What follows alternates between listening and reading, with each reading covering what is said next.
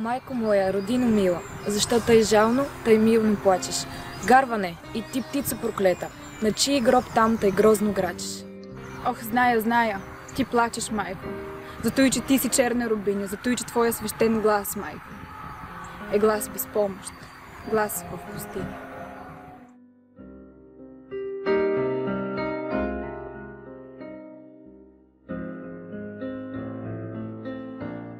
Плачи.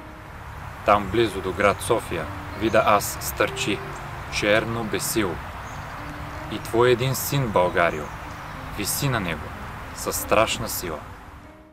Гарва над грачи, грозно зловещо. Псета и вълци вият в полята. Старци се молят, Богу горещо. Жените плачат, пищят децата.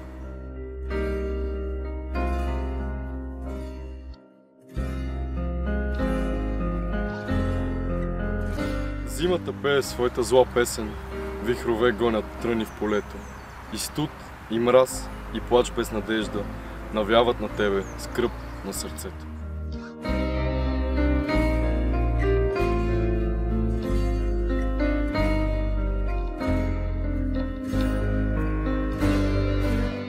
Умря той вече. Юнашка сила твоите ти ране скриха в земята. О, майко моя, родино мила, плачи за него, кълни съдбата.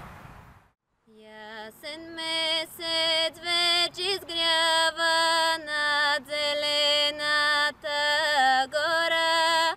Ясен месец вече изгрява над зелената гора.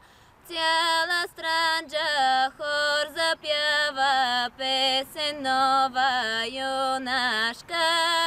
Цяла странджа хор запява песен нова юнашка.